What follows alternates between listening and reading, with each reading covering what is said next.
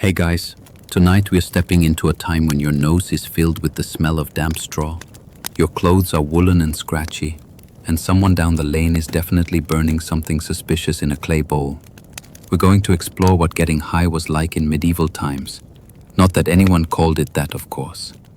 You're not exactly wandering into a neon-lit dispensary, more like a thatched roof hut where the air's thick with mystery and someone's muttering in Latin over a steaming pot of herbs. Now you probably won't survive this. Not because of the drugs, but because medieval sanitation is, let's say, subpar. And no, that honey cake isn't enhanced. It's just got 3 bees still inside. So, before you get comfortable, take a moment to like the video and subscribe. But only if you genuinely enjoy what I do here. And if you're cozy already, I'd love to know where you're listening from and what time it is where you are. Drop it in the comments below. Now dim the lights, maybe turn on a fan for that soft background hum, and let's ease into tonight's journey together. You wake up in a smoky cottage. The rafters are low, the air hangs thick with the scent of rosemary and something just a bit sharper. There's a little clay pot in the corner with curling tendrils of grey-blue smoke drifting from it, and your host, a sturdy woman with a crooked smile and far too many necklaces, is feeding dried herbs onto it like she's summoning something. This is how your day starts. Back then, people didn't separate spiritual life and physical remedies like we do. Smoke wasn't just about warmth, it was medicine, purification, sometimes entertainment, and occasionally it got weird. There are stories, half documented, half whispered, about how villagers would burn henbane or thornapple, sit in the haze, and see visions. You might call that hallucinating. They called it listening to the spirits. In one tucked-away village, a healer might grind up a mixture of wormwood, belladonna, and poppy, each one dancing along the edge of usefulness and danger, and use the blend to treat insomnia or melancholy. Side effects? Oh, just mild death. But before that, vivid dreams, strange laughter, and a sudden urge to pet the cat for 3 hours. You step outside and someone's sweeping their doorstep with a bundle of sage so aggressively, it's like they're trying to erase sin itself. Incense isn't just for churches, it's for homes too, especially during plagues or hard winters. Some thought the smoke of certain herbs could protect the lungs or keep evil spirits from crawling down your chimney. And yes, some of it did have psychoactive properties. Mild ones mostly, enough to make you feel floaty, drowsy, or in some cases, deeply convinced that your neighbor's cow was reciting the Psalms. One monk in Bohemia reportedly inhaled smoke from a resin burned during long night vigils, and claimed to see the Virgin Mary floating above the altar, holding a chicken. Historians still argue whether that was a spiritual vision, or just poor ventilation and too much pine sap. Then there's the fumitory, no, not a medieval vape shop, though the name fits. This was a plant thought to clear the mind, especially when dried and burned. Some people swore it brought clarity. Others said it caused headaches and made you sing to the walls. Like many medieval things, results varied. You pass a traveling tinker selling dried herbs and wax cones. He calls them soul centers, meant to calm restless hearts. He says a good burn of valerian and rose petals helps with dreams. He doesn't mention that too much valerian can make you think you're floating above your own head, watching your body try to churn butter. Nearby, a small chapel is holding a healing mass. The incense is thick and sweet, frankincense, maybe myrrh, and people sway slightly as they sing. Is it holy fervor or mild lightheadedness?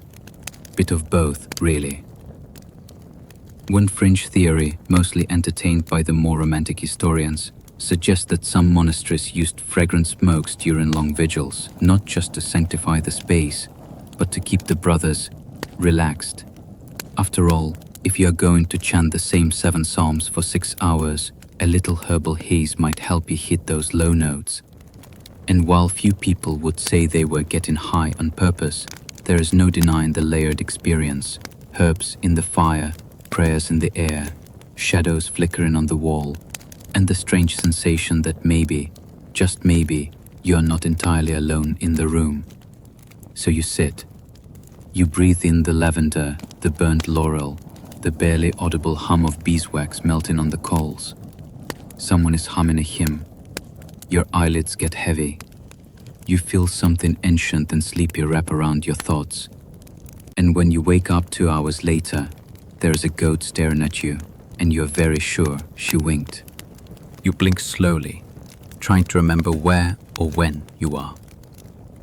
Outside, the rain has turned the village path into a slushy, reluctant river. Inside, the cottage smells like boiled beets and whatever was in that clay bowl earlier. Your host offers you something in a wooden cup. It's warm, it's thick, and it tastes faintly like someone tried to mix ale with toothpaste. Welcome to the curious world of medieval drinks and draughts. You're not exactly sipping cocktails in a candlelit tavern. You're imbibing history, one strange, bubbling, possibly mildly enchanted gob at a time. See, alcohol was everywhere, not because medieval folks were all party animals, but because the water was, let's say, unreliable. So people drank small ale, low alcohol beer that was safer than the village well and often brewed at home. Every household had a brew going, especially the women, known as alewives. Some were so popular they had their own signs hanging outside, shaped like a broom, a shoe, or, if they were really ambitious, a mermaid holding a mug. But here's where it gets interesting. Some of those home brews weren't just grain and hops.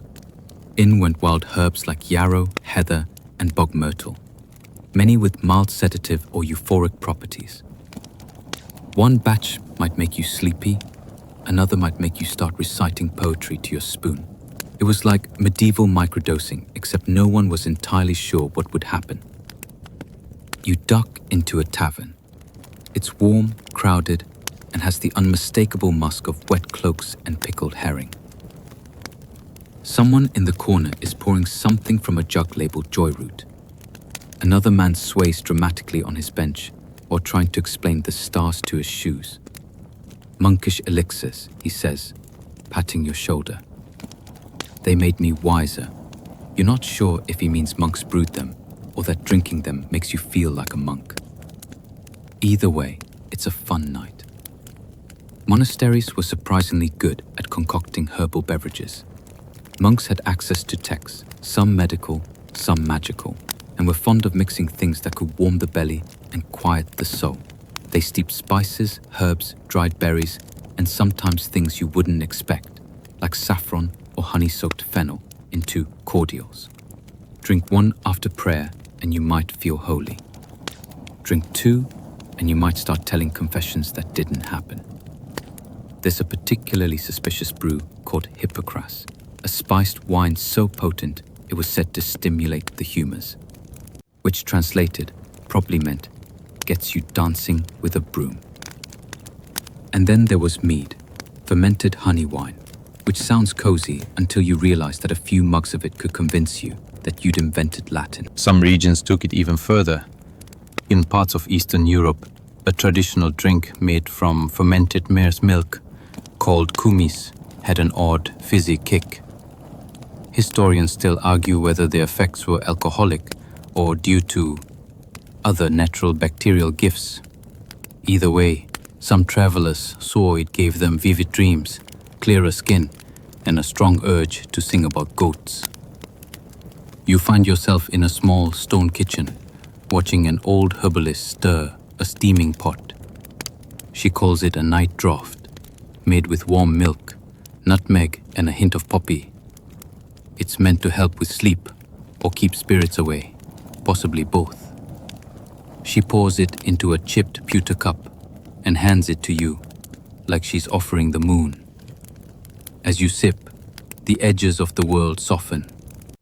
The fire crackles gently, and someone outside is singing an old lullaby in a language you don't understand. The melody loops like a charm. And then there were love potions, some real, some wishful thinking. Most were made with wine, infused with herbs like basil, sage, Or sometimes devil's mint, which was less romantic and more, well, mildly intoxicating. Whether these worked is debatable, but if someone brings you a wooden bowl of warm wine and says it's for stirring affection, maybe don't ask what's floating in it. One fringe recipe includes powdered oyster shells and hawthorn bark, served during full moons. Another insists on adding a lock of the beloved's hair, carefully boiled, of course. You sip yours slowly, watching the room gently tilt to the left. There's a debate among scholars about just how intentional these effects were. Did people really mean to alter their state of mind, or were they simply chasing comfort in hard times? The answer's probably both. When your life includes plagues, taxes, and the constant chance of stepping in horse manure barefoot, a warm, funny-tasting cup of mystery might just be your best moment of the week. You remember a story told by a traveling bard about a woman who brewed a spiced cider so powerful it made an entire wedding party start speaking in rhymed couplets. He claimed the bride's father still only speaks in riddles. Another tale warns of a noble who drank too much of his own apricot cordial and swore his horse was a prophet. You don't know if these stories are true, but you're starting to feel like your fingers are unusually interesting. Also, you're quite sure someone just walked by wearing a hat made entirely of moss. As the night deepens, the drinks change. Out come the bitter tonics, stronger, darker, brewed with roots and bark. Not really for pleasure, more for cleansing the body. Or the mind. You sip one and taste earth, shadow, and possibly regret. Your head feels heavier, and your thoughts drift sideways. You lie back on a straw mattress. The roof above you creaks softly. Someone plays a lute off-key. The air is rich with the scent of herbs, smoke, and lightly singed wool. You're not sure what time it is, but it doesn't matter. The drink was strong, the stories were stronger, and the dreams waiting on the other side of sleep are already knocking at your door. The morning comes far too early. You're groggy, a bit tangled in a scratchy wool blanket, and very unsure whether you actually heard a duck giving marital advice during the night, or if that was just the puppy tea talking. Outside, the village stirs. Hooves on cobbles, bread ovens groaning to life, and somewhere nearby, a child loudly insisting that he is, in fact, a wizard now. You rub your temples, breathe in deeply, and instantly regret it. Someone's brewing something acrid and possibly medicinal. Welcome to the other side of the medieval getting high experience. The pungent, smoky, sniffable, and frequently sneeze-inducing world of herbs and resins. Before pipes and rolling papers, medieval folks had all kinds of ways to inhale their way to clarity, prayer, or mild hallucinations. The most familiar was incense, burned in churches, homes, and even hospitals. Frankincense and myrrh weren't just gifts for infant saviors. They were everywhere. You sit on a low wooden bench in a stone chapel as curls of smoke rise, golden and slow, catching in the morning light. It smells ancient. It smells holy. It also faintly smells like someone over-roasted their spice drawer. The church believed incense purified the air and the soul, but folks noticed something else. It had effects. You'd feel lighter, a bit floaty, a bit dreamy, especially if the church was packed, the windows closed, and the monk swinging that censer had really strong wrists. Historians still argue whether those trance-like states were fully spiritual or chemically induced. The answer, of course, is probably both. Religion and altered states have long danced together, hand in hand, or wing in wing if you believe the angels some monks swore they saw after particularly fragrant services. Back in your cottage, you meet someone stirring a bowl of dried herbs. He says it's for clearing the head. You watch him toss handfuls into the hearth, and suddenly the room is a cloud of lavender, mugwort, and what smells suspiciously like old boots. You cough. He smiles. Mugwort, by the way, was a favorite in medieval herb lore. Believed to enhance dreams, ward off evil spirits, and occasionally treat digestive woes, it was also burned in small bundles, like ancient aromatherapy. Lie down with mugwort under your pillow, they said, and you might dream of the future, or, at the very least, sleep through your neighbor's lute practice. You take a walk through a market. Someone is selling sage wrapped with wild thyme and purple rue. Another has tiny cloth bags labeled with symbols and prices that change depending on the moon. A third vendor is enthusiastically sniffing a bundle of St. John's leaf and nodding like he just solved calculus. One stall displays a blocky chunk of blackish resin, Or poponax, or sweet myrrh. Not as famous as frankincense, but just as prized. Burn it, and your headaches drift away, assuming you don't mind your nose being overwhelmed by what can only be described as medieval cinnamon dungeon. You ask a woman in russet robes about another scent. She tells you it's called galbanum, used to summon visions, she says. Or at least to make goats seem wiser. You don't ask for clarification. Herbs weren't always burned.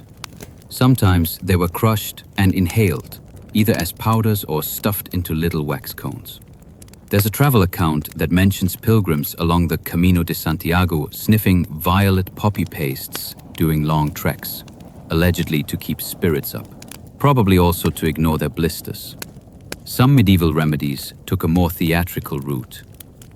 In wealthier homes, people would fill pomanders, those fancy metal balls on chains, with spiced resins, dried petals and musk, ostensibly for avoiding plague.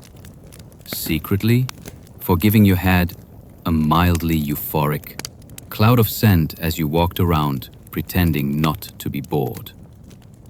You watch a noblewoman wave one gently beneath her nose, smile dreamily, and immediately spill soup into her lap. So yes, mildly euphoric. You find a healer's hut at the edge of town. She's boiling valerian root and adding chamomile and just a hint of henbane. For rest. She says. You eye the henbane. That particular plant was known to cause vivid hallucinations, tremors and, depending on the dose, conversations with imaginary saints. Henbane, belladonna, datura, these were the troublemakers of the medieval herb world, used by cunning folk, midwives and, yes, the occasional would-be sorcerer. They were often ingredients in flying ointments. Rubbed on the skin, particularly on sensitive areas? No, not going into detail.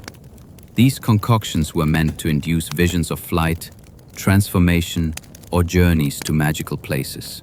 Historians still argue whether the people who used them actually believed they flew, or simply had experiences so intense they described them in the only language they had. Tales of soaring, dancing, or meeting horned strangers at crossroads. Either way, you're suddenly aware of how the wind moves differently out here, as if even the grass remembers. The healer offers you a cloth with crushed betony and mint, tied neatly with red thread. Hold it to your nose when the day's too heavy, She says. You do, and for a moment, the headache in your temples eases. The trees seem softer. The world blurs gently at the corners, like it's been painted with old watercolors. And this wasn't just superstition. Some compounds in these herbs actually do have calming or psychoactive effects. The issue was dosage. Medieval medicine often operated on the principle of some is good, more is divine.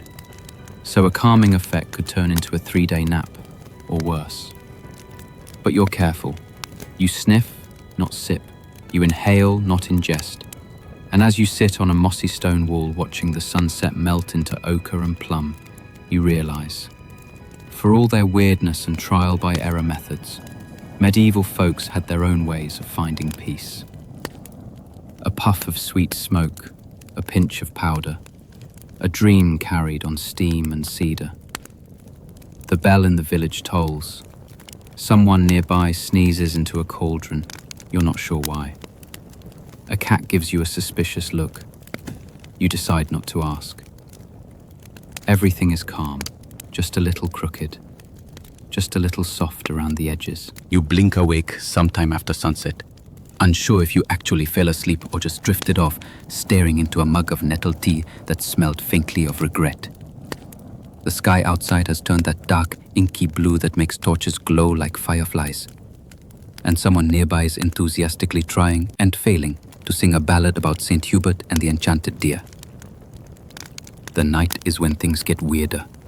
Always has been.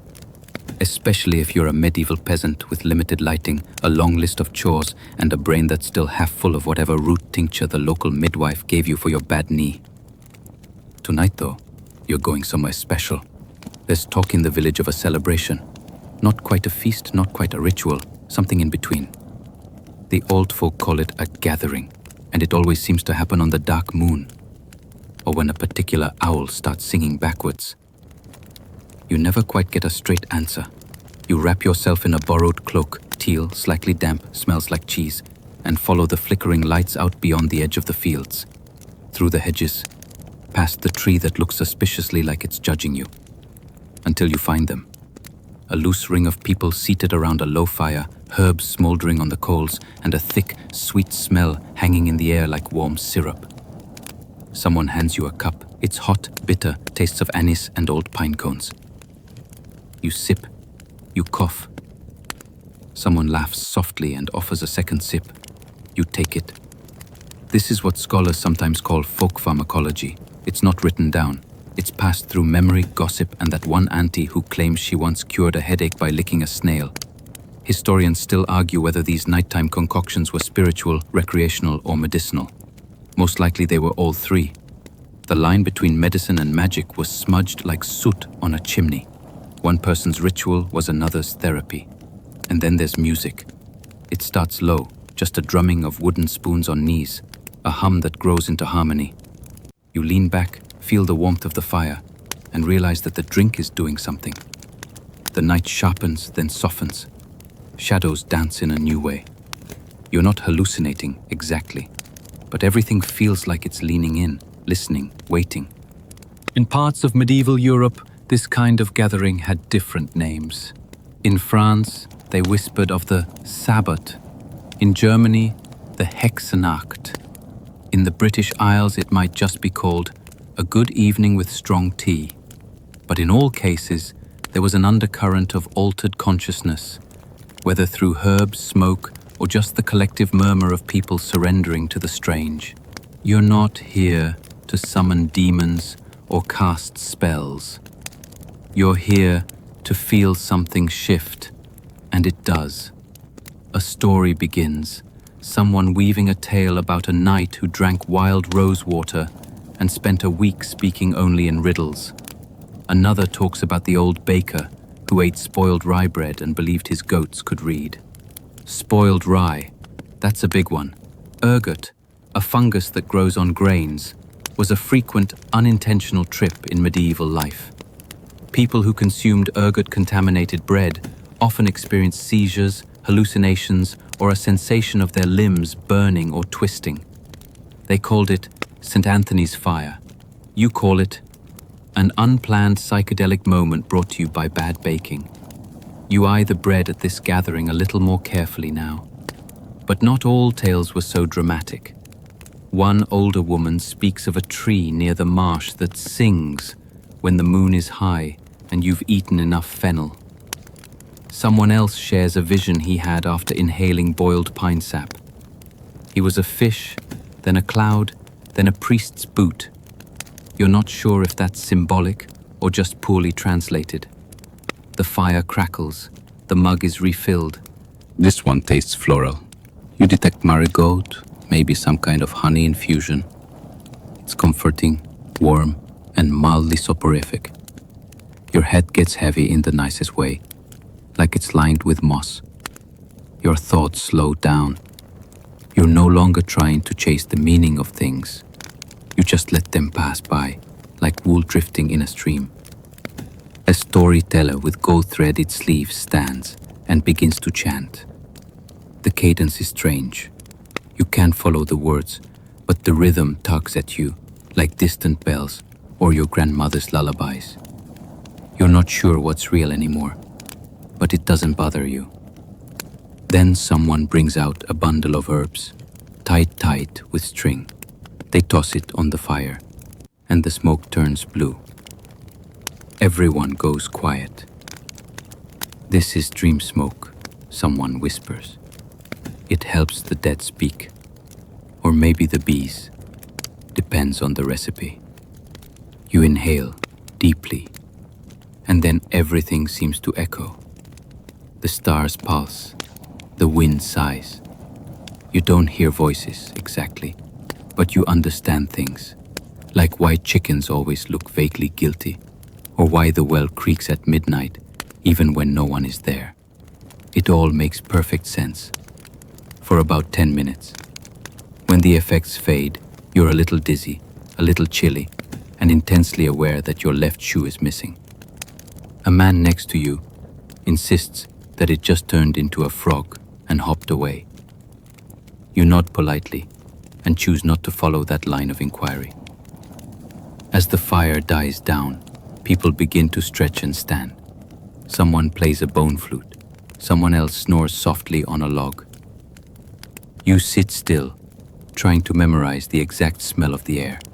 Smoke, mint, burnt thyme, and damp grass. It smells like a secret, a mild one. The kind you'd tell a sleepy cat.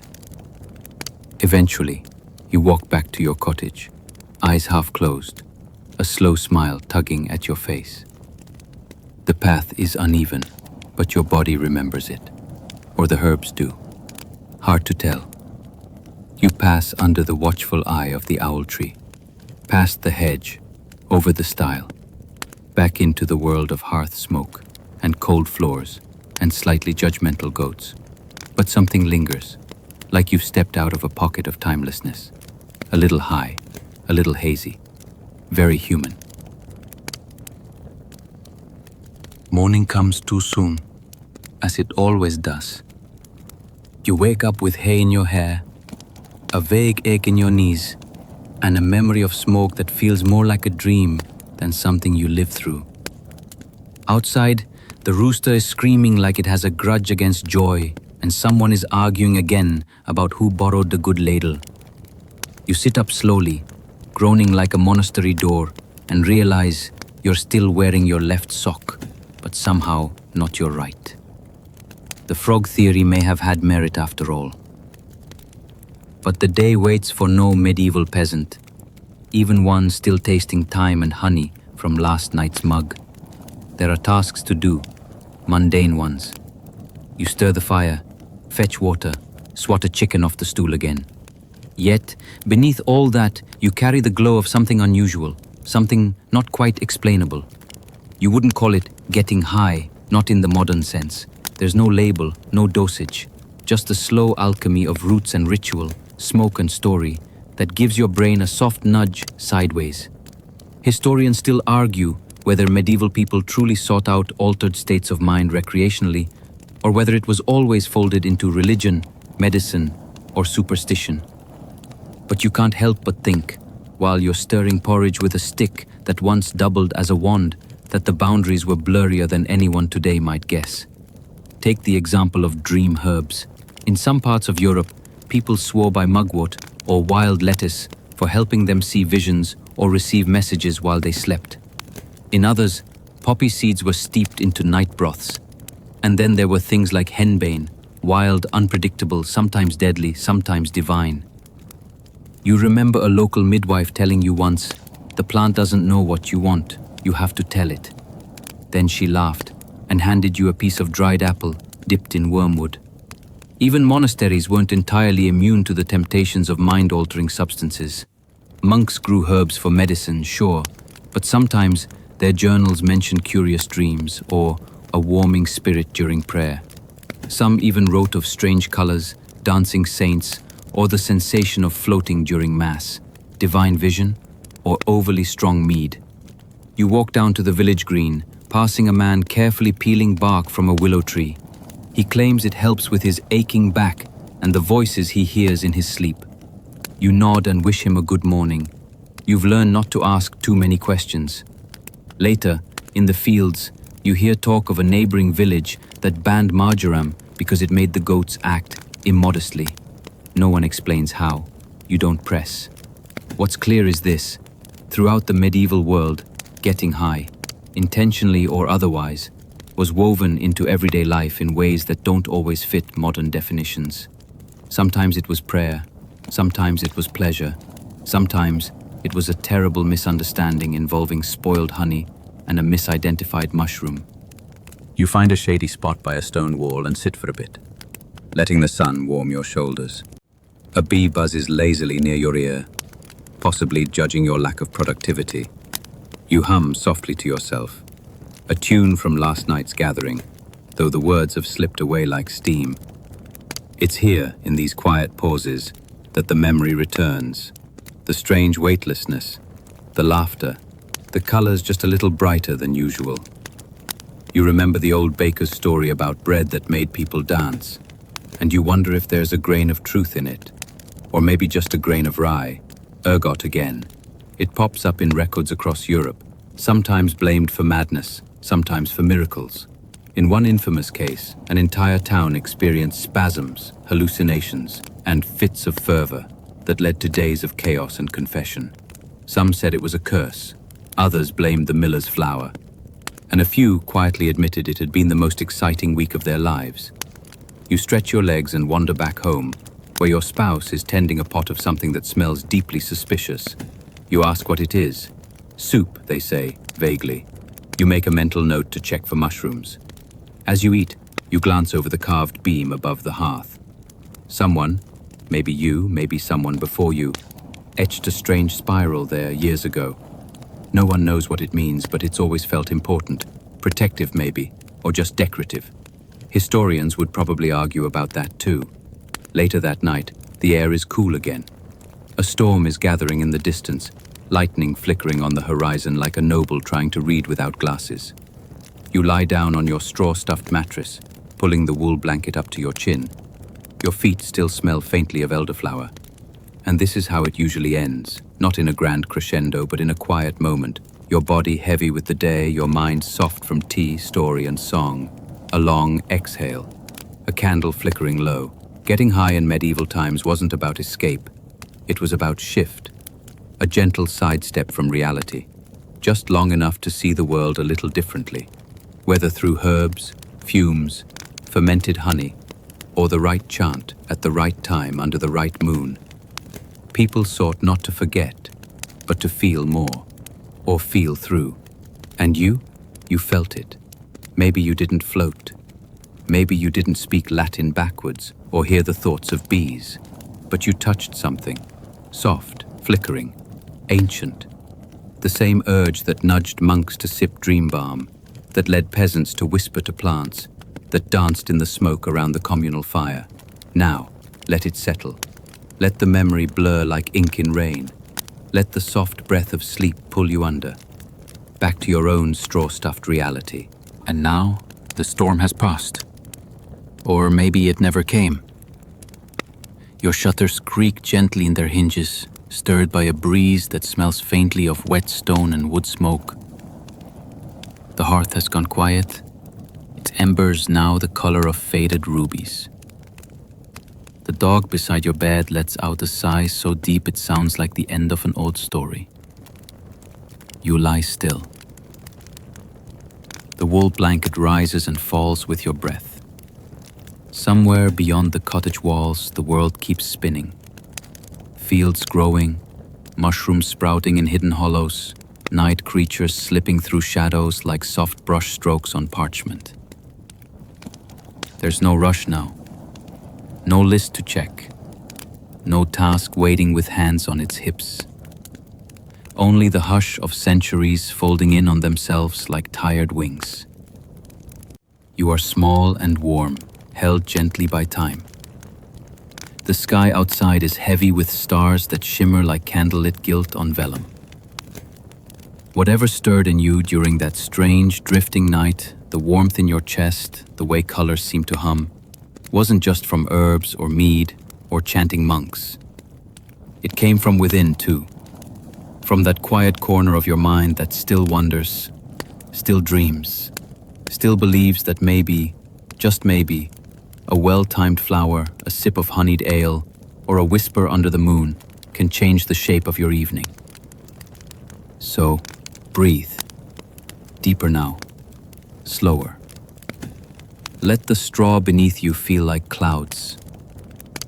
Let the soft weight of sleep press gently over your chest like a hand that means no harm. You made it through the weird, wonderful world of medieval highs, barefoot, underfed, occasionally sticky, but still whole, still curious. Close your eyes now. Let it all fade. You're safe. You're warm.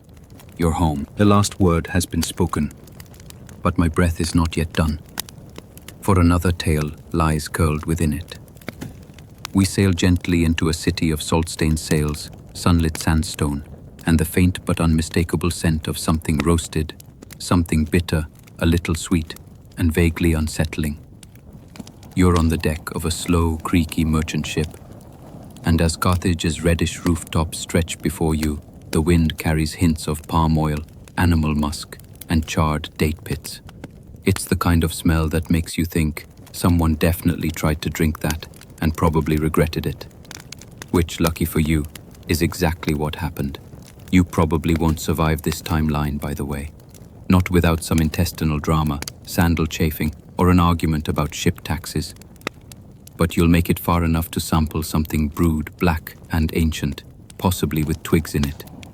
You step off the ship and into the sun-drenched docks of ancient Carthage, where bronze bracelets jingle and traders shout over baskets of figs and ceramic jugs. You dodge a goat. You nearly trip over a boy hauling something sticky in a cloth sack, date pulp probably.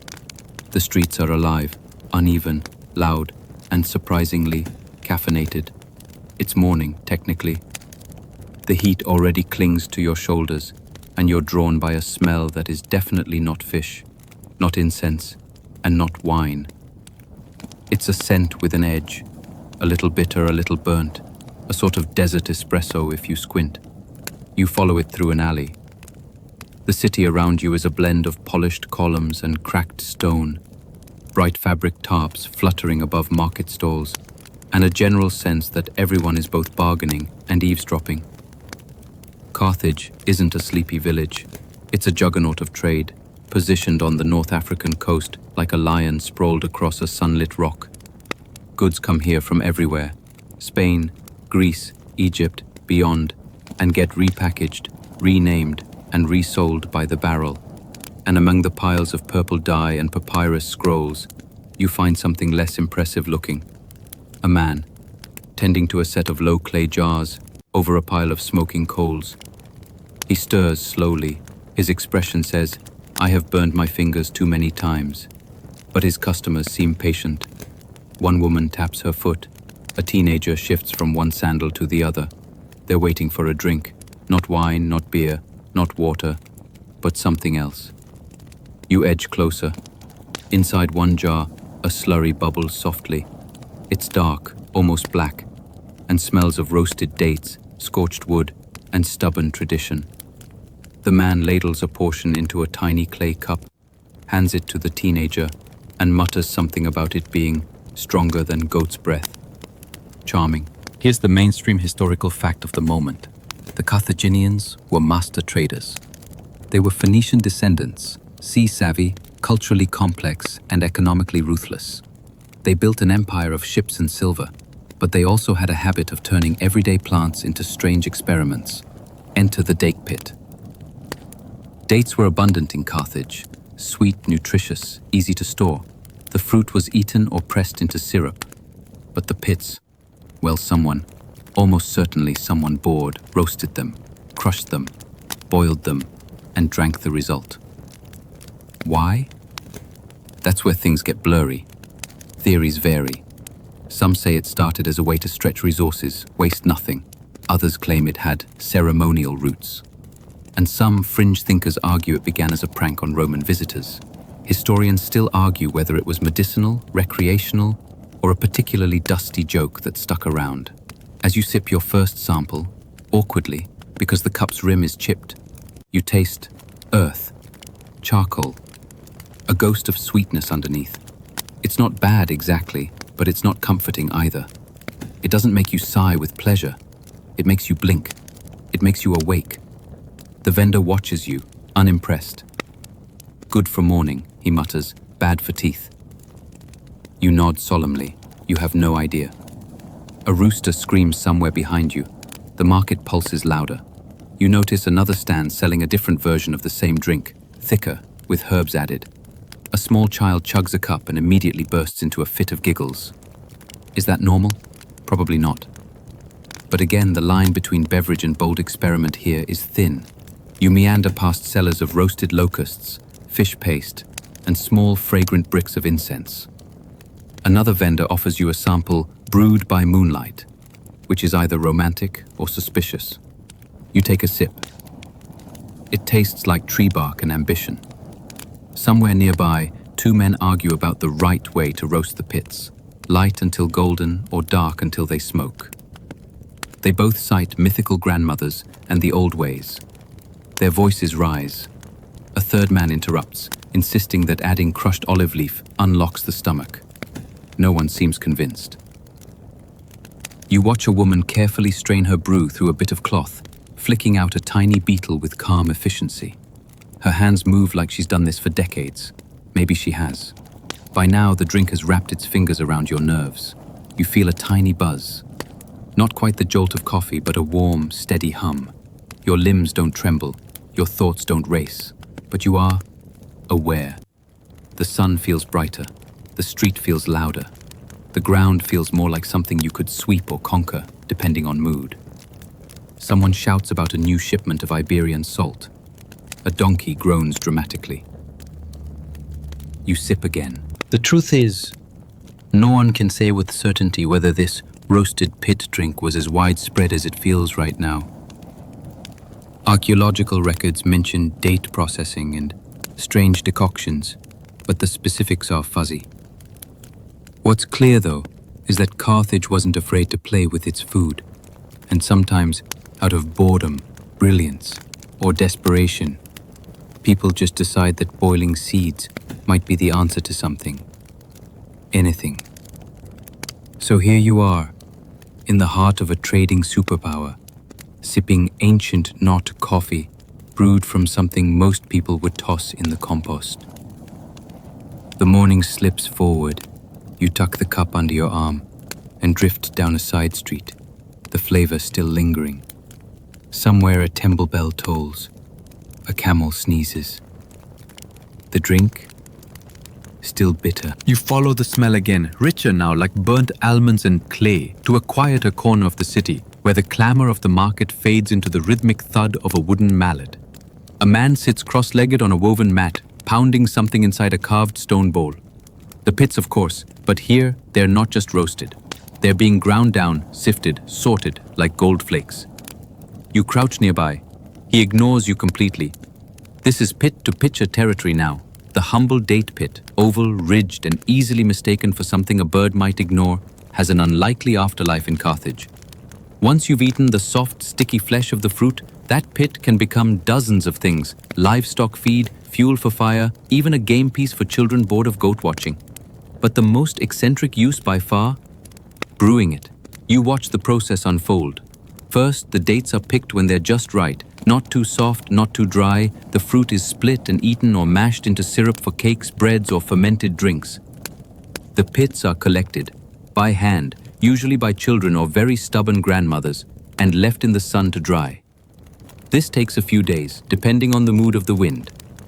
Then comes the roasting. The man gestures toward a set of flat clay trays, each dusted with what looks like scorched wood chips. These are the roasted pits, deep brown, sometimes cracked. He picks one up, bites it lightly and nods. You are not encouraged to do the same. Here's your mainstream historical fact. Carthaginians were deeply invested in preserving and storing food in ways that could withstand long journeys, across deserts, across oceans, across seasons. Roasting pits would have been both a preservation method and a means to create something that felt energizing, even if the actual stimulant content was questionable. Yes, sorry, there's no confirmed caffeine in date pits, but your imagination is doing heavy lifting. You're handed a turn at the stone mortar. You try grinding the roasted pits. It's a slow process. They're harder than they look. The texture is a mix between sand and something that once hoped to be a rock. Eventually, the fragments become coarse powder, bitter-smelling and faintly oily. You cough once. The man grins. You're doing fine.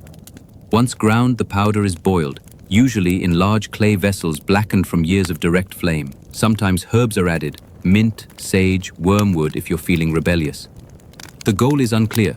More flavor? More function? Less sadness? Historians still argue whether these herbal additions were meant to aid digestion, enhance taste, or just mask the fact that it was essentially boiling crushed wood. The resulting brew is poured through linen or a fine woven basket. What drips out is dark, smoky, and slightly gritty. Not pleasant, but strangely grounding. You're offered a fresh cup.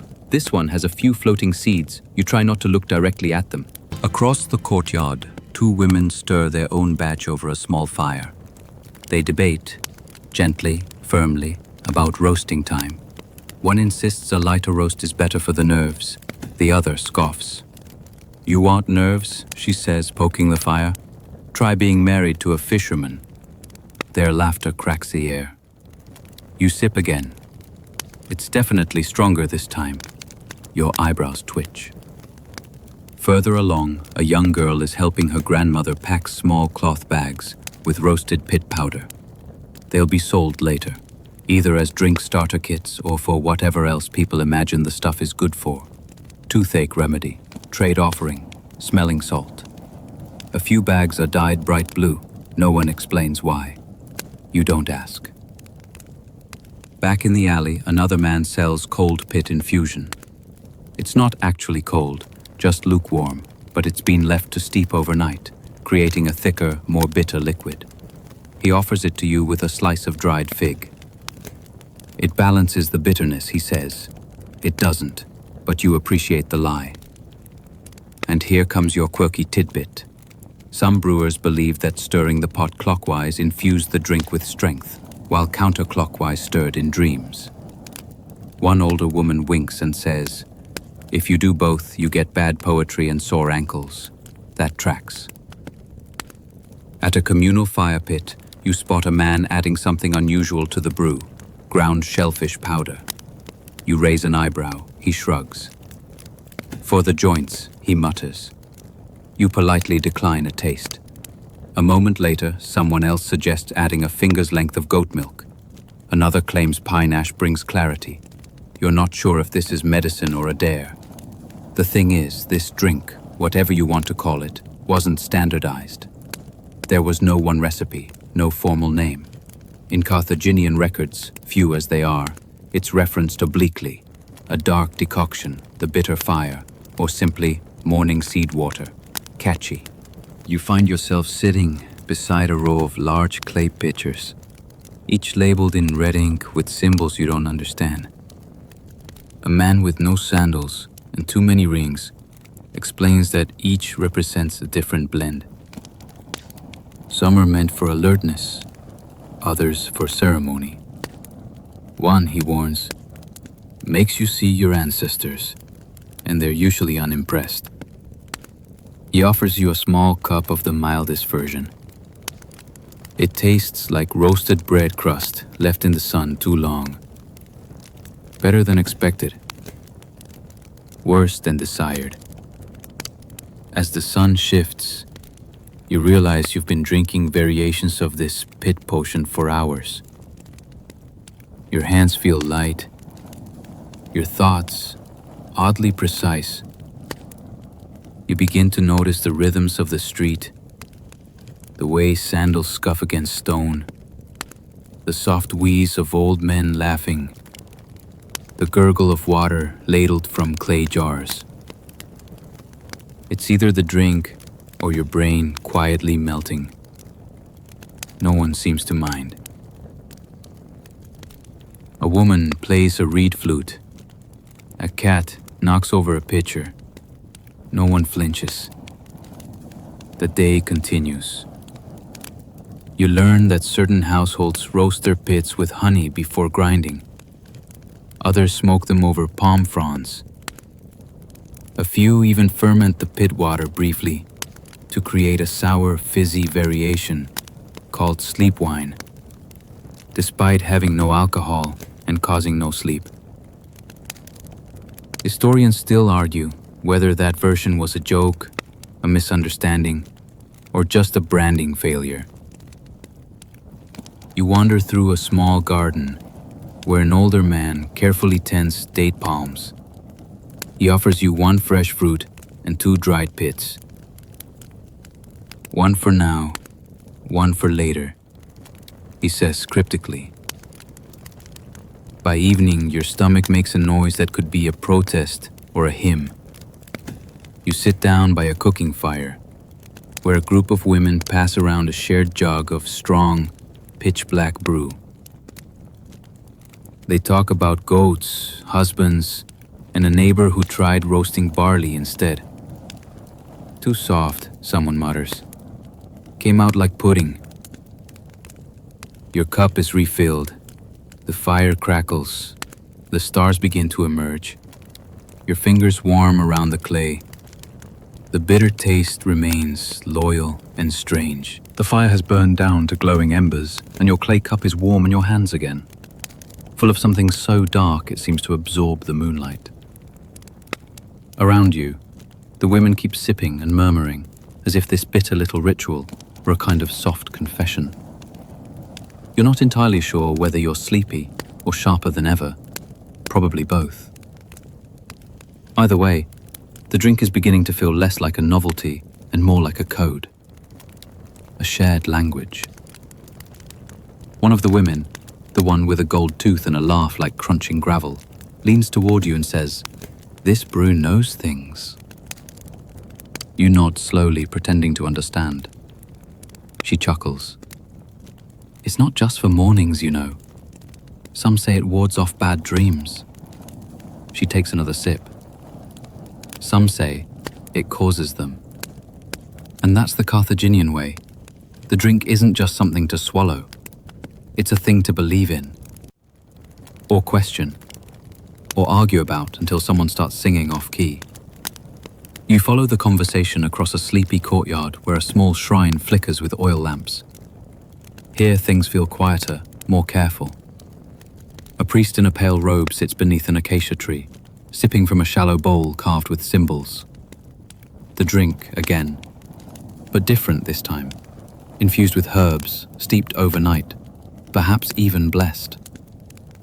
You sit nearby. Here's the mainstream historical fact floating into your lap like incense smoke. Carthage had a rich spiritual life. Polytheistic, ritual-driven, heavily influenced by Phoenician and North African traditions. There were rites, offerings, symbolic meals, moments when food or drink served as a bridge between worlds. And though roasted date pit brew doesn't appear on any carved altar stone, oral accounts hint at its use in sacred settings. Some believe it was offered to spirits. Others think priests drank it before ceremonies to stay alert during long chants or before midnight rituals. You can imagine that.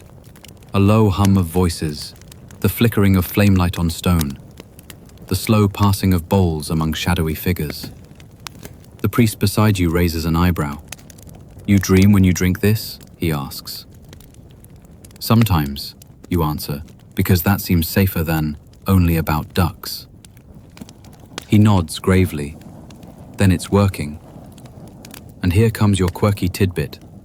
A fringe group of spiritual herbalists, probably semi-respected, probably slightly feared, claimed that the pits retained the memory of the fruit they came from, which sounds poetic until you realize they meant it literally. These folks believed each pit carried a kind of lingering sweetness of the date, and drinking it allowed you to recall the fruit's sun. You sip again. It still tastes like a roof tile. The priest leans back and mutters, "Best before dusk." After that, it opens the wrong doors. You wait for him to laugh. He doesn't. A group of older philosophers enters the shrine garden, their robes dusty, their sandals loud. They carry scrolls and opinions. One of them is loudly claiming that boiling the pits destroys their earth energies. Another insists the real benefit comes from chewing them raw, which has so far only cracked 3 teeth in his household. You get pulled into the circle. You're offered another version of the brew, lighter this time, with added anise. The taste is surprisingly pleasant. Someone offers you a reed pen. Write what you feel, they say. You write. It still tastes like sadness and bark. They applaud. The conversation turns. Some claim the drink aids memory. Others say it ruins concentration. Depends on the phase of the moon, one whispers. And whether your neighbor's goat has been behaving. That last bit might be a metaphor or a threat. Historians still argue whether the Carthaginian pit drink had any consistent psychoactive effects. There's no surviving recipe, no universally agreed upon blend. But some accounts from nearby cultures describe similar rituals: roasted seeds, steeped herbs, ceremonial beverages that weren't quite food, weren't quite medicine, more placeholders, liminal liquids. You sip from another bowl past your way. It's gritty, someone apologizes. Didn't strain it enough, they say. Or maybe you just need to chew. Delightful. And then, because all ancient cities seem to have one, a local eccentric arrives. He's barefoot, dressed in layers of linen dyed with onion skins and something that may once have been indigo. He speaks to no one at first. Then he sits beside you and says, "The drink came from the stars, you know." You raise an eyebrow. He continues, absolutely serious. "Long ago, a date tree fell from the heavens, struck the ground like a spear, grew roots in the earth and fruit in the soul. The pit is what's left when truth burns away." He hands you a small wrapped parcel. Inside, 5 carefully polished date pits. One has been carved into a tiny face. The philosophers groan. The priest mutters something about wandering poets, but no one asks him to leave. The night deepens. Lamps burn low. You catch fragments of old stories about generals who drank the brew before battle, and oracles who used it to enter trance states. Someone says it makes you forget names, but remember dreams. Another claims they once heard it whisper. They were alone at the time. You think about the drink again, what it is. It's not coffee, not tea, not wine. It's bitter, grounding, strange. Something between sustenance and ceremony, not delicious but dependable. Like an uncle who talks too much but always shows up with figs. The priest refills your bowl, murmurs a short prayer to a god you don't recognize, and tells you, "This is how we listen when there's nothing left to say." You drink. It's cooler now, softer. Still tastes like bark, but the edges are less sharp. Across the garden, someone plays a soft rhythm on a clay drum. A second joins in on bone flute. It's not quite music, more like a lullaby from the bottom of a well. You close your eyes briefly, just a blink. When you open them, the stars are brighter, the fire's burned low. The priest is gone. Only your bowl remains, warm in your hands. The drink is doing something. Not loud, not flashy, but real. Like it's pressing your thoughts into slow motion. You don't feel tired exactly, but you do feel still. Somewhere in the courtyard, the eccentric begins singing to a lizard. It feels like a good time to move on. You set the bowl down gently, murmur a thank you to the air, and step quietly into the shadows, still slightly bitter, slightly buzzed, and carrying more questions than answers. You slip through the city's quietest streets, where the sandstone walls soak up moonlight and everything smells faintly of clay, ash, and overripe fruit. There's less noise now, just the occasional bleat of a stubborn goat or the clack of a wooden door shutting for the night. Carthage is winding down, but the harbor never sleeps, and neither do the ships. You drift toward the port again, where ropes creak and waves lap against hulls, and some truly questionable smells waft from the water's edge. This is where the brew took its first steps beyond Carthage, stuffed into jars, wrapped in cloth, tucked between amphorae of wine and bundles of salted fish. Sailors, as it turns out, need more than sea shanties and sandals to stay awake. And date pit brew was easy to carry, hard to spoil, and strange enough to seem useful. You find a ship being loaded in the dim light of an oil lamp. 2 sailors pass you by with sacks slung over their shoulders. One grumbles about rats. The other complains that someone used the last of the wake water without asking. You pause. Wake water? He points to a jug, black residue around the rim. You know that smell now. Roasted, gritty, almost spicy. The same drink, but thinner, harsher. Watered down for the journey, maybe. Or just badly made. Either way, it's traveling. Here's your mainstream historical fact. The Carthaginians were master mariners. They mapped coastlines, built efficient ships, and established colonies from North Africa to Iberia and beyond. They carried goods, ideas, language, and apparently drinks made from leftover date debris. And because sailors are, by nature, both practical and deeply superstitious, the drink took on lives of its own as it moved. Some crews boiled it with seawater, others added bits of dried citrus peel or fennel. One particularly bold captain reportedly stirred in crushed coral. That experiment did not last long. The recipe changed as it crossed oceans. In Sicily, it was spiced. In Sardinia, it was sweetened. In Crete, they tried fermenting it with grape skins and claimed it summoned dreams of dolphins. Historians still argue whether these Mediterranean variations were directly inherited from Carthaginian trade or just parallel bursts of, let's see what happens when we boil this. But back in the harbor, the vibe is clear. This stuff matters. A young sailor sits cross-legged on a coil of rope, sipping from a tin cup, eyes half shut. He's muttering to himself, not unhappily. You catch fragments. No waves tonight. Knots too tight. Pit's too light. A rhyme? A complaint? Possibly both. You're handed a sample from one of the jugs, a travel blend, strong, bitter, a little salty, possibly by accident. You cough softly. The sailor smiles and says, "It's better in Rome," which is your cue. Because eventually, this strange black drink drifted into Roman hands, or rather, Roman noses. A merchant from the peninsula once watched a Carthaginian vendor brew the stuff, then tried to describe it back home. Like burnt olives, but not unpleasant, he said. High praise. The Romans didn't quite get it. Some thought it was medicinal, others feared it was witchcraft. One satirical poet compared it to drinking the ashes of ambition. Another claimed it stirs the blood, but confuses the heart. One senator allegedly tried it, then banned it from his villa after 3 hours of hiccups and a very vivid dream about an aggressive parrot. And yet, the drink lingered, quietly.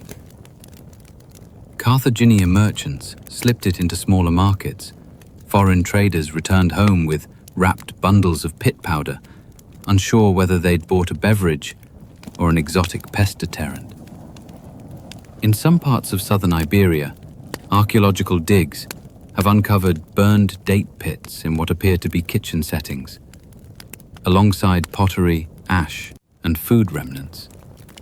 It's not proof, exactly, but it's a whisper, a hint, a possibility that the drink traveled further than we thought.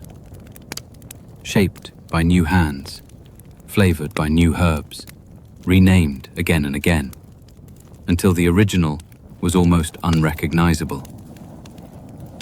One Carthaginian trader you meet, his hands stained from handling dye, his tunic scorched at the edges, tells you, everyone wants what they don't understand.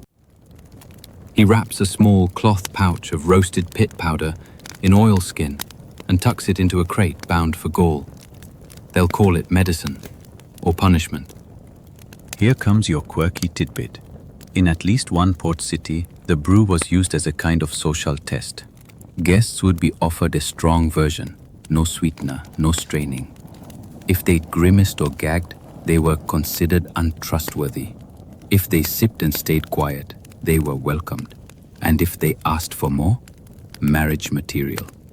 You're not sure where you'd fall on that scale, but your tongue is still tingling.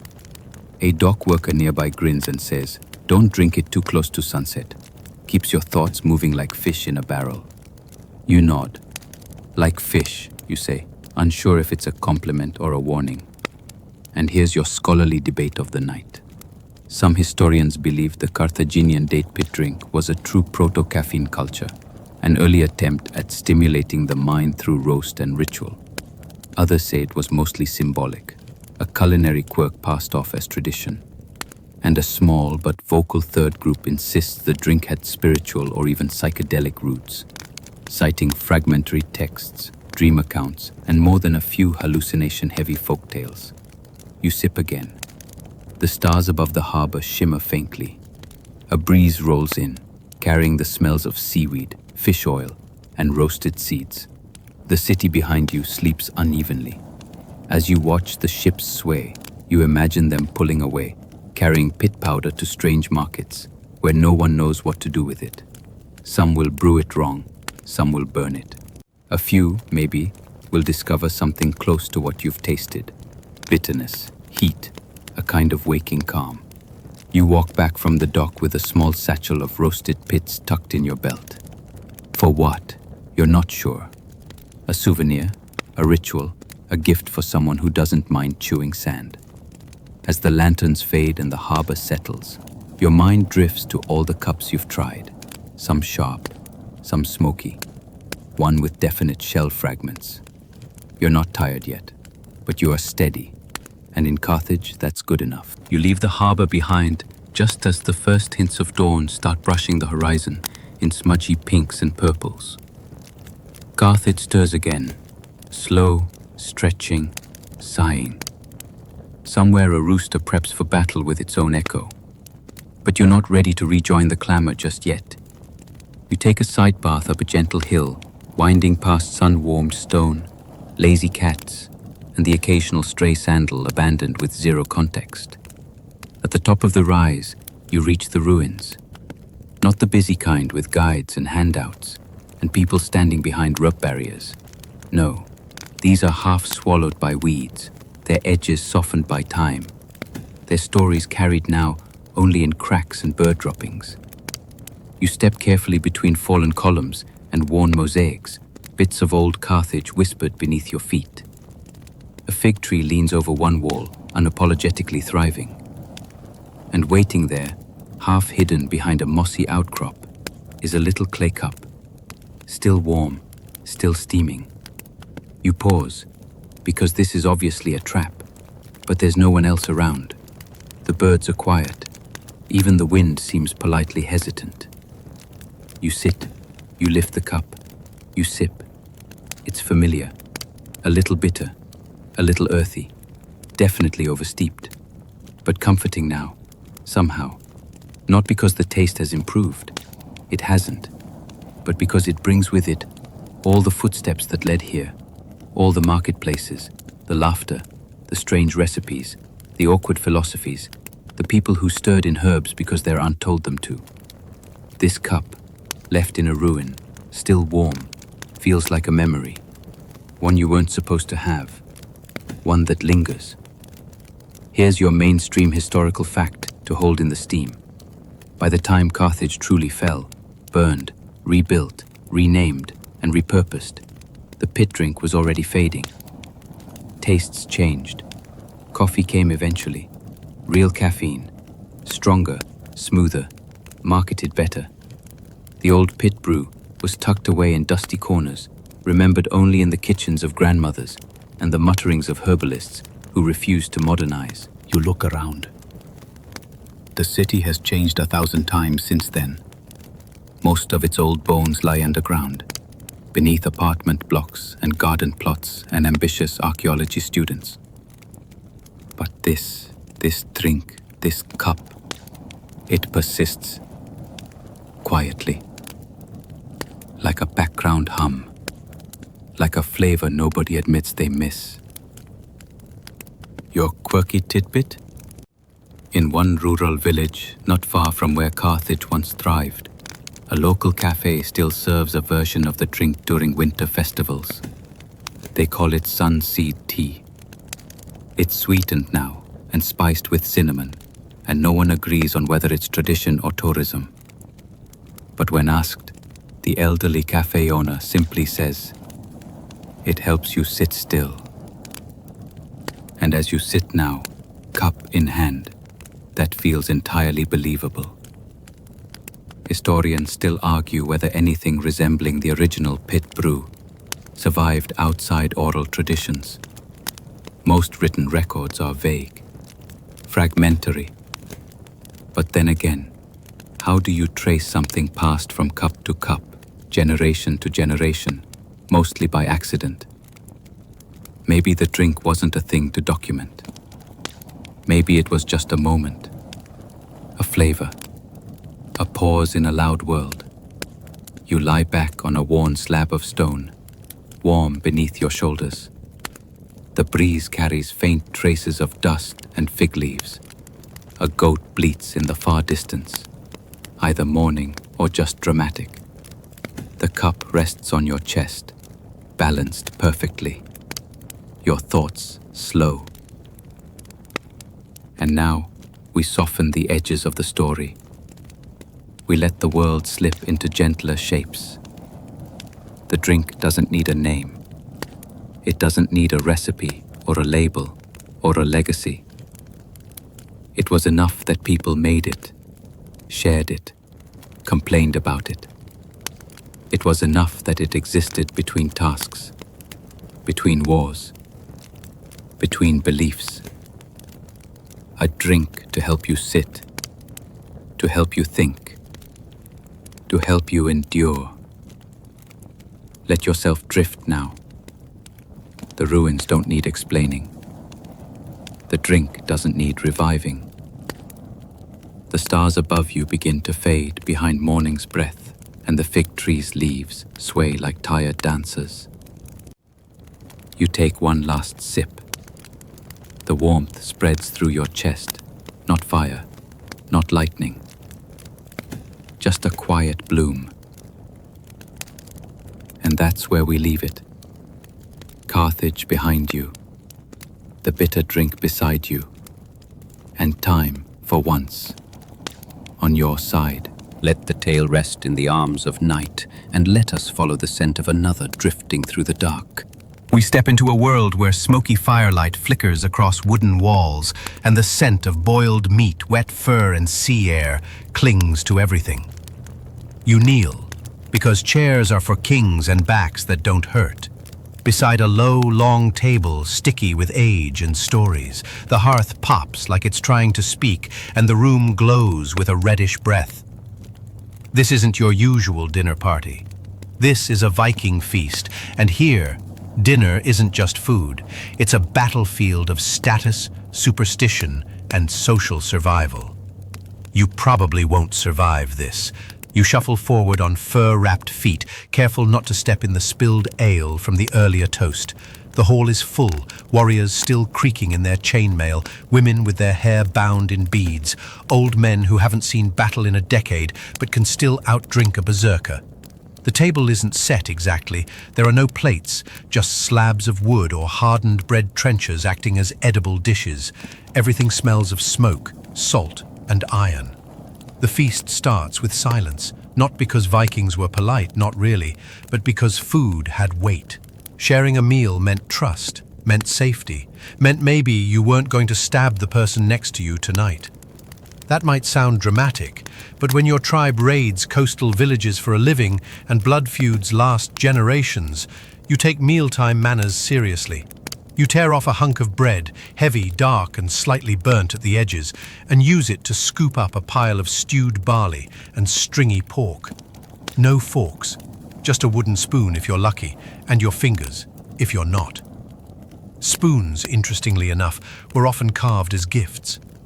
Lovers might trade them, or a father might give one to a son before his first raid. That same spoon might end up beside him in his grave. Romantic, right? And then there's the seating. You think you can just plop down anywhere. Nope. Where you sit tells everyone everything. Who you're loyal to, who you fear, who you might be plotting against. The Jarl or chieftain sits at the head naturally. To his right, his most trusted men. To his left, his loudest ones. Farther down the table, you get the storytellers, the smiths, the cousins nobody likes but can't quite get rid of. And at the very end, that's where you're headed. Next to the guy with a beard so tangled it could trap mice, you start to eat carefully. Slurping is fine. Chewing with your mouth open? Not really. Talking while chewing? Risky. You listen instead. Stories are currency here. Every tale spun in this room adds something to the pecking order. You'll notice that the loudest men often talk the least during meals, waiting until the right moment to drop a line that makes everyone laugh or hush or glance nervously at the Jarl. And yes, your fingers get greasy. There are no napkins. You wipe them on bread or on your tunic if you're low-born and don't mind being judged. Bread as napkin, bread as plate, bread as meal. The Vikings were nothing if not efficient. One man across from you slaps a boiled sheep's head onto the table like it's a prize. You don't flinch. That's good. It's a sign of manners. Hospitality was sacred.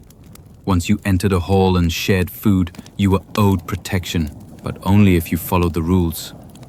Don't reach for food before it's passed to you. Don't take the best cut unless it's offered, and absolutely do not under any circumstances criticize the cook. Even if the fish still has its eyes, even if the broth smells like a drowned rat in mead. Historians still argue whether every Viking feast followed strict ritual, or whether it depended more on the local customs of each clan. Some think the etiquette was codified, like laws whispered into ale-soaked wood. Others believe it was more instinctual, passed down through imitation and inherited glares. What's clear, though, is that meals weren't casual. Every bite had meaning. A woman with silver-threaded braids offers you a hunk of smoked reindeer. You nod politely, accept it with both hands. That matters, both hands. Using one implies reluctance or arrogance. You chew slowly. It's gamey and tough, but better than dried fish, which tastes like punishment. The hall's warmth is deceptive. Beneath the sweat and smoke, cold seeps up through the stone floor, and the long winter still howls just beyond the wooden walls. So you eat quickly, but you don't look rushed. That's a skill. The slow eater seems weak, the fast one greedy. You aim for the golden middle, efficient but respectful. Someone tells a joke about Thor getting stuck in a goat cart. You smile, though you barely understand it. The humor is dry, like their ale. Someone else snorts ale through his nose. This earns him a laugh and a slap on the back. He's clearly allowed to break etiquette once in a while. Must be nice. You glance at the Jarl. He hasn't eaten yet. No one near him has either. That's the rule. He lifts his horn slightly, a subtle cue. Now the main course begins. A boar, roasted whole and dripping fat onto a wooden trough, is carried in. You inhale. Your stomach rumbles. You're not alone.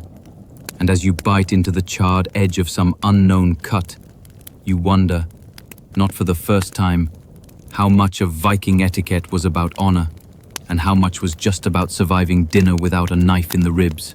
The horn rises, and so does every gaze in the room.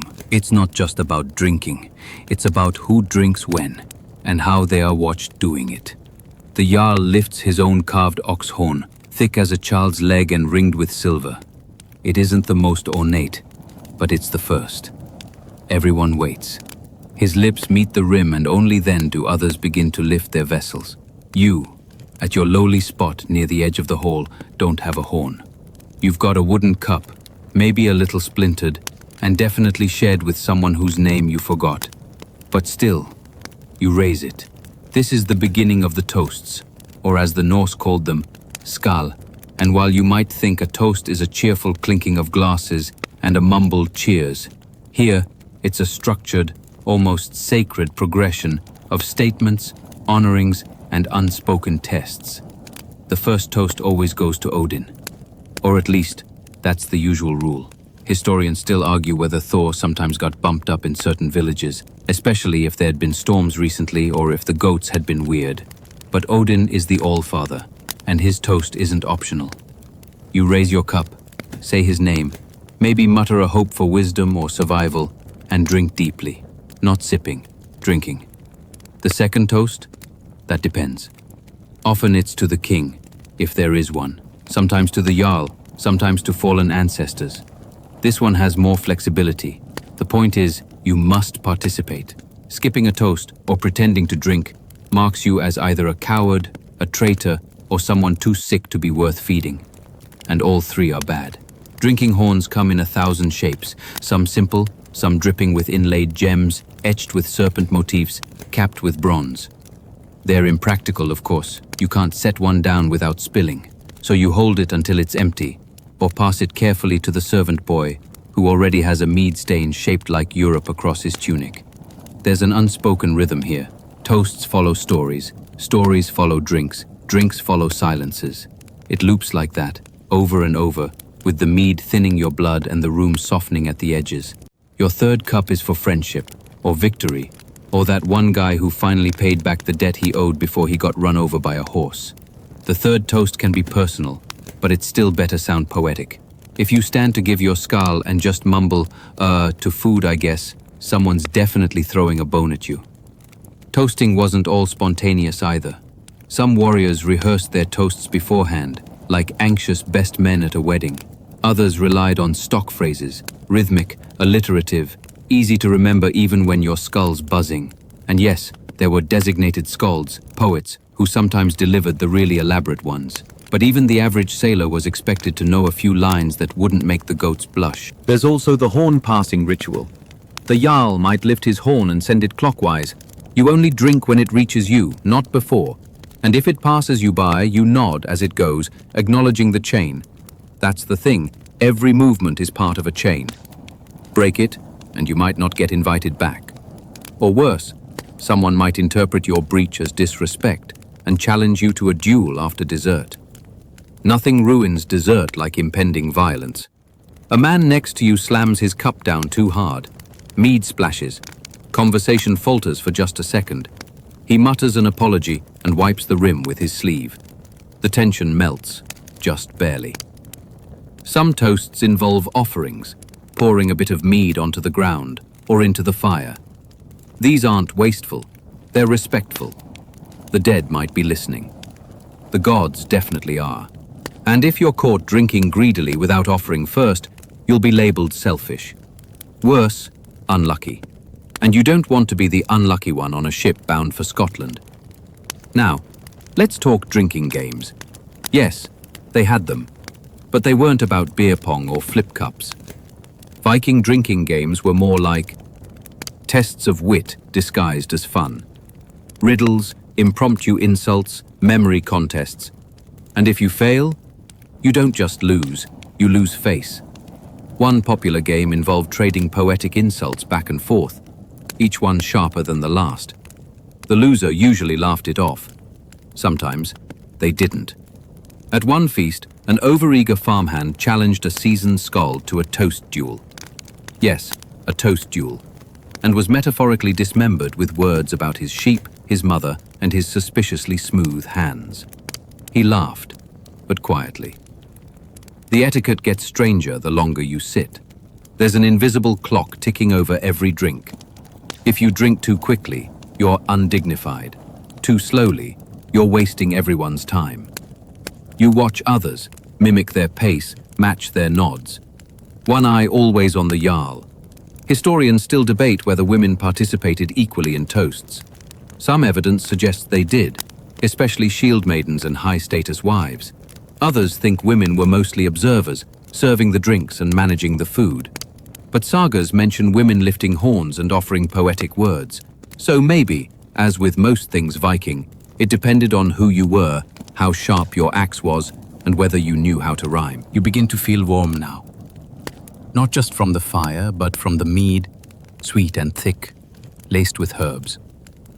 One version contains yarrow, which supposedly makes you brave. Another has honey fermented in barrels that once held fish, bravery and a strong stomach.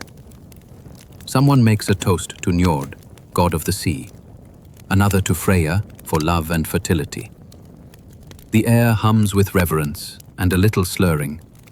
You feel your shoulders relax. This is the Viking version of peace. A noisy room, full bellies, sharp glances, and quiet rules keeping everything from erupting. Until someone messes up. He speaks out of turn.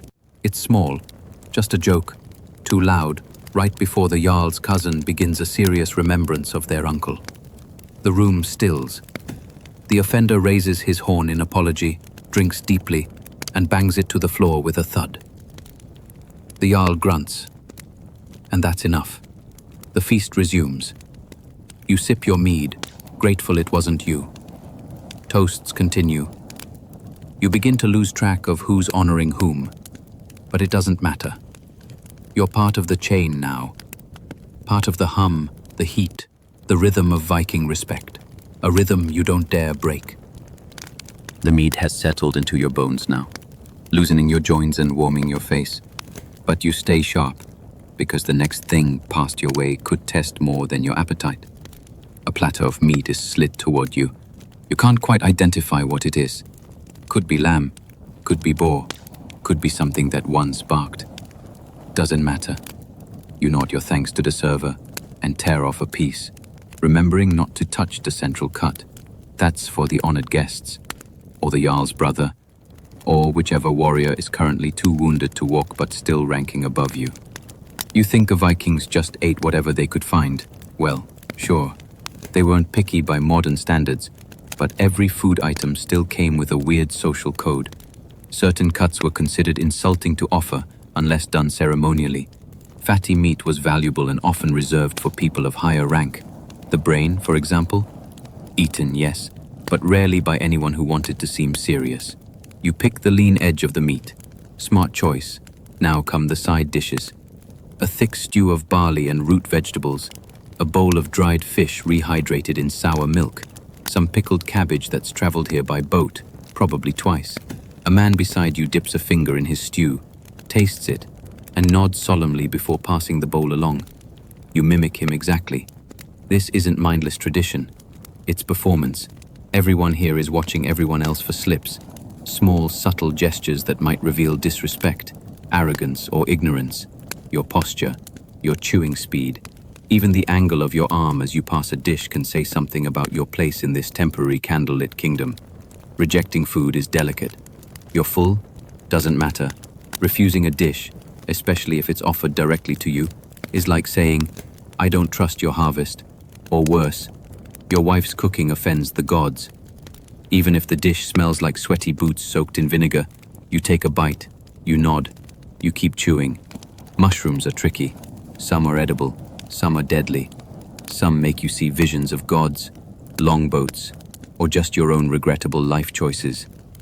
There are stories, half jokes, half warnings, of warriors being served test mushrooms before raids to see how brave or expendable they were.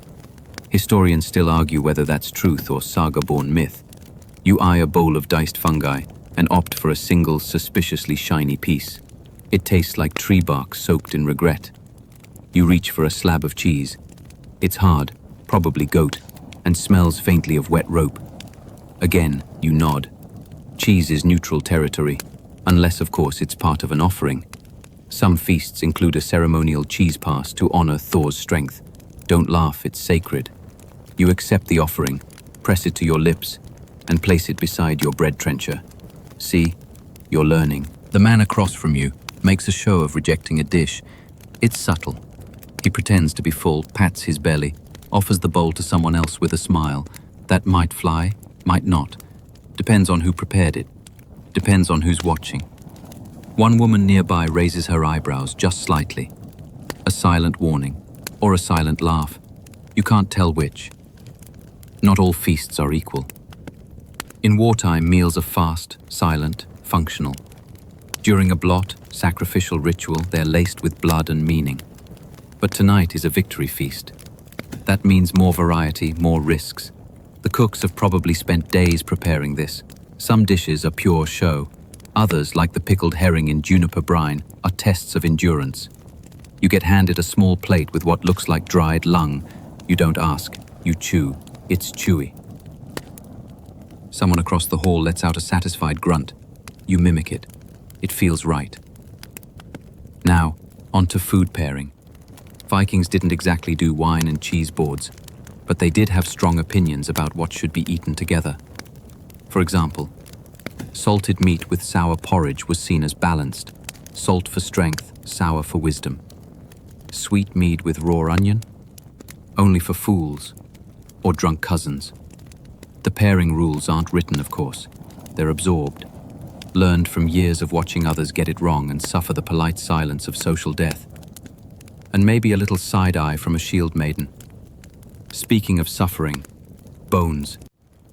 When you finish a meat cut, don't just toss the bone. You stack it neatly, quietly. Tossing bones around is only allowed during certain games, or more rarely when someone tells a particularly bad poem. The stacking shows respect for the cook, for the animal, for the gods. You glance down at your small pile and rearrange it into a more respectable pyramid. There's a sudden hush near the high table. A warrior has refused a bowl of lard and turnip mash. Flat refusal, just shook his head. You feel the tension before you even turn to look. The server freezes. The Jarl's daughter frowns. The warrior shrugs. Bold move.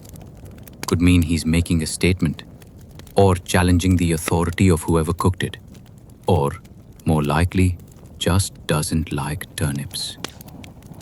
Either way, it's a ripple in the calm. Later, there'll be whispers. Stories spun from this moment. People will remember. And that's the point. Every act at the table can become a tale. Who ate what? Who refused? Who accidentally swallowed a wishbone and coughed so hard he fell into the fire pit? Yes, that happened once. He survived. The wish didn't. There's a tiny dessert passed around, a sweetened barley cake with berries. It's rare. You savor it slowly, grateful. Not everyone gets one. Not every feast includes sweets. It's a nod to abundance, to survival, to a harvest not completely ruined by frost or raiders or goats with boundary issues. And still, despite the fullness in your belly and the rising warmth in your chest, you stay attentive. The etiquette never truly ends. Even when the plates are empty, the performance continues. By now you're full. But fullness doesn't grant immunity. If anything, it makes things trickier. With your belt loosened and the mead curling warm beneath your skin, you start to let your guard down, which is exactly when the subtle social tripwires start to tighten. The fourth course of Viking table etiquette isn't served on a platter. It lives in your burps, your brawls, and your boundaries. You shift on the bench. A little too loudly, a small creak. The man beside you grins, and then you burp. It escapes before you can stop it, echoing softly off the roof beams like a whale sighing through a horn. Silence. For a moment. Then someone chuckles. Then someone else lets out their own echo, and just like that, you've passed the first test of post-meal air diplomacy. Contrary to modern dinner manners, burping in a Viking hall wasn't considered inherently rude. In fact, a well-timed belch could be interpreted as a compliment to the cook. But, and here's the nuance, it had to be intentional, controlled, dignified, loud enough to be noticed, quiet enough to be respected. If you let one rip like you're trying to summon a dragon, that's when the trouble starts. There are whispered tales of a man named Ulfa Flattooth, who, after a heroic feast, belched so violently mid-skull that he passed out, head-butted his horn, and knocked himself unconscious. The story's funny. The exile afterward? Less so. Historians still argue whether it was the burp, the bruised jarl he fell on, or the ensuing fire that got him banished. Still, the rules were clear. Bodily noises could be part of the ritual, but only if performed with a kind of reverent mischief. You burp, nod, maybe raise your cup. A joke at your own expense helps. Anything to keep the rhythm of the room humming. But that humming sometimes escalates. The mead keeps flowing. And you start to hear it. Boots thudding under the table. A hand slaps a back too hard. Someone stands just a little too quickly. Feasts can be slow burn battles. The longer they go, the more chance someone crosses a line. And when they do, that's when brawling etiquette kicks in. Yes, etiquette. Viking table fights weren't bar brawls. They had a strange, almost theatrical structure. No weapons, no deadly force, no chairs over the head. A punch, a shove, maybe a wrestle to the ground, yes. But only within bounds, and always watched. If you fight dirty, you're dragged out by the neck and made to serve stew for the next 3 moons. If you win, but do so too aggressively, congratulations. You've won one fight and lost everyone's respect. You hear a raised voice near the far table, a loud accusation. Something about stolen firewood or a goat that wandered off during a storm. Hard to say. The language gets fuzzier after 3 cups. A man stands, chest puffed. Another pushes his bench back. Eyes narrow. This could get serious. But before it does, the Jarl himself slams his drinking horn on the table. Hard. The crack cuts through the air like a thunderclap. Instantly, both men freeze. A few seconds pass. Then, reluctantly, they nod to each other, mutter their apologies, and sit. That horn slam? It's a final warning. A subtle reminder that no matter how much mead you've had, or how many ghosts of your ancestors you think you're avenging, the feast is still sacred. Still, some battles go ahead. And when they do, the space clears. Not the whole hall, just a ring of watchers, leaning back, bread in hand, murmuring bets. The duel unfolds like a dance, slow circling, a push, a tumble, a grunt of pain, a cheek scraped against flagstone. Nothing fatal, just pride, flexed and bruised. And when it ends, both combatants are expected to sit down, share a drink, and pretend it never happened. The real punishment isn't injury. It's being remembered as someone who couldn't let go. As the air cools and the stew crusts at the edge of the trenches, another shift happens. The feast enters the boundary phase. It's like the invisible walls of the room get rearranged. People move closer. Some lean against pillars. Others rest their heads on the table, eyes half closed, still listening. But space becomes sacred. Touching someone's plate now, rude. Touching someone's horn, borderline insulting. Touching their beard, well, you might as well challenge them to a duel and skip straight to the bruising. You watch a man nudge his neighbor's cup accidentally. He freezes. The neighbor looks down. A beat passes. Then they both laugh, and the first man pours an extra splash of mead into the offended vessel. Balance restored. That's what matters, not perfection. You lean back, aware of your arms, your legs, your proximity to others. The woman beside you has her eyes closed, fingers idly tracing a rune into the table. You look away quickly. Don't stare. Don't interrupt. Some people are entering a kind of reverie, part drink, part spiritual closeness, part listening from messages from those long gone. Even laughter changes now. Earlier it was bold in bellowing. Now it's lower, breathier, inside jokes only. You hear one and laugh, even though you don't get it. That's etiquette too. There's one last burp from somewhere behind you. Loud, brazen. Everyone turns. The culprit, a boy no older than 15, shrugs proudly. A silence. Then applause. He's passed his test. Probably his first feast. Probably terrified.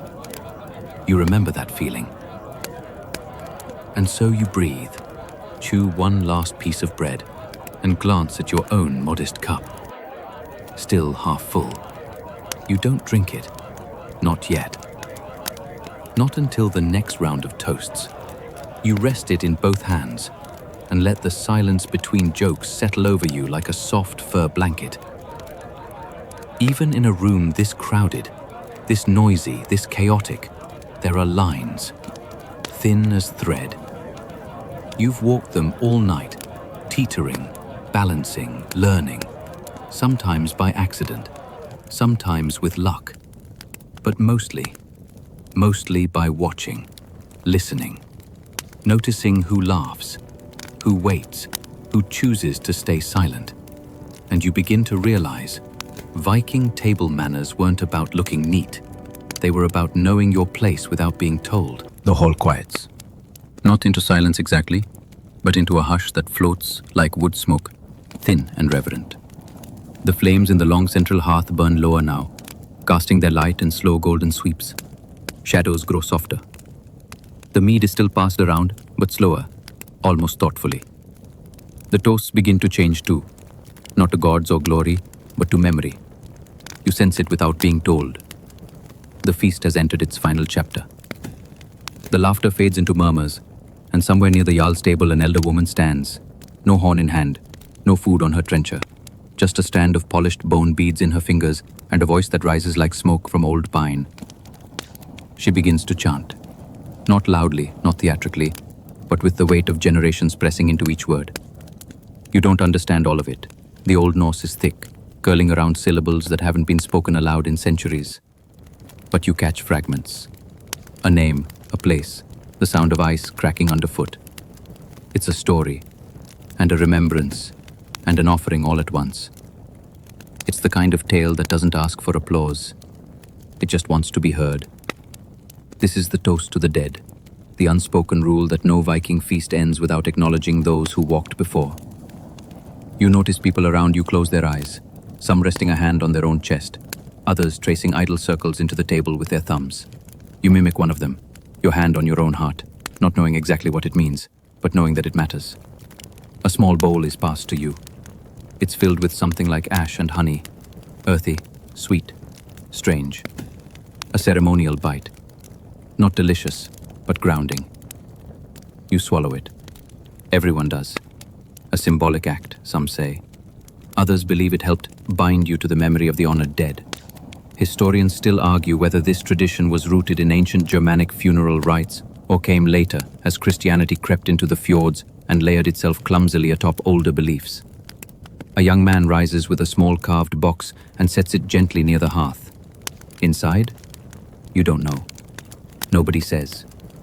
Could be a lock of hair, could be runes on bone, could be nothing. That's the mystery. The act is what matters. Everyone watches, everyone waits. And then the Jarl lifts his horn. Not fast, not grand, just slowly, steadily, and drinks. That's the cue. One by one, people around the room begin to raise their own cups. There's no announcement, no trumpet blast, no clink of utensils. Just that quiet, powerful swell of motion, like a wave rising, slow and silent, over an ancient shore. You lift your cup too. You whisper the name of someone, maybe someone real, maybe someone you've made up just for the moment. That's allowed. That's understood. The dead don't check credentials. The fire crackles. And now, finally, you drink. You feel it as you swallow. That last warm flood of mead sliding down your throat. Not to embolden, not to impress, just to remember. A strange calm settles. Even the dogs beneath the benches go quiet. The hall is full of people, but it feels vast, like you're sitting in a boat adrift in memory, with the stars above and the ancestors just below the surface of the dark, black sea. The feast winds down slowly, like a story that refuses to end. You don't leave right away. Nobody does. It would be rude. It would be hasty. Instead, people linger, some talking in low tones, others simply breathing, as if waiting for the food to settle into their bones. And you, too, linger. You look around one last time. The soot on the rafters, the gleam of oil on the meat tray, the half-chewed bread used as a napkin, the stack of bones at your feet arranged almost like a cairn. Everything here mattered, every bite, every burp, every word. And as you close your eyes, you realize Viking table manners weren't about rules. They were about rhythm, a shared heartbeat, a soft contract between strangers, made holy by firelight and fermented honey. You feel sleep nudge the edge of your thoughts. You lean back. The Jarl nods toward the fire. The tale is gone now, as all things go. But still the fire burns, and still my tongue remembers another. We tumble into the shadowy green silence of a forest long forgotten, where your shoes don't exist, your clothes are woven from river reeds, and the air smells like sweet rot and damp bark.